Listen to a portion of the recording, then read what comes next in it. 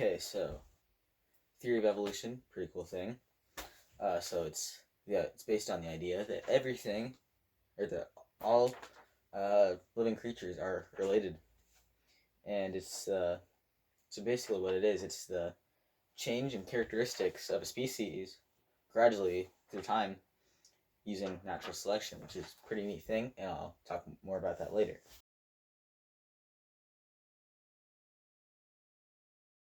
DNA. A lot of stuff goes on the inside of DNA. If a mutation occurs within something's DNA, it displays itself in the creature.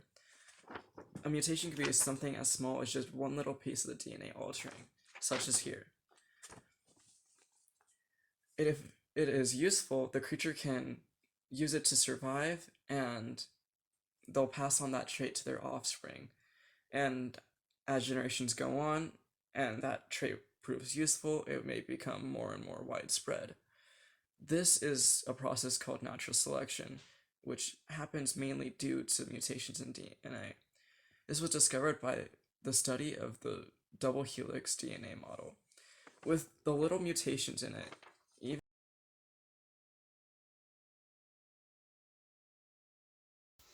So Charles Darwin, cool dude. He's a scientist. Went on a little study vacation in the Galapagos and found some pretty cool stuff there.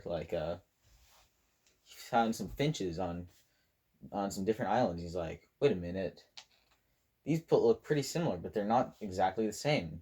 So he did some tests and stuff, and after analysis, he reached the conclusion that a common ancestor lived around there at some point, and but the species or had separated after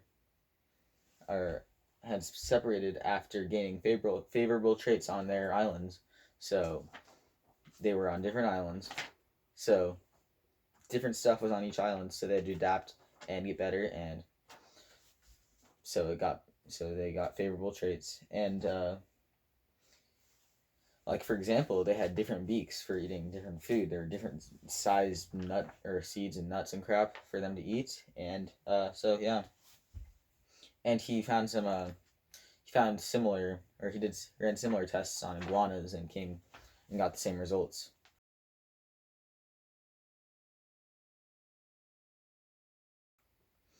Rosalind Franklin, pretty cool chick. So she found shape of DNA, which is um, kind of important for their research. And it's the double helix model, which is what DNA looks like. It's the weird little ladder looking thing. But her coworkers Watson and Crick, not very nice dudes. They found her research and they were like, "Hey, this is pretty good. I'm gonna copy this and not tell her." And they published a paper around the same time that she did. Found her research and stole it. Published a paper around the same time and labeled it, and the discovery was labeled as theirs. So she didn't get any credit for it back then. But now we know that it was hers. But the DNA structure has helped in future research concerning evolution.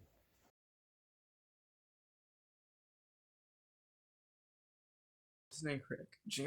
Watson and Francis Crick are scientists who worked with Franklin on the discovery of the double helix model of DNA, shown here. This is the correct model for DNA, and we still use it to this day. Even though the discovery was made by Rosalind Franklin, Watson and Crick got the information from Rosalind's lab partner and rushed to finish the model of the DNA and shared it, and so they got the credit and the Nobel Peace Prize for it.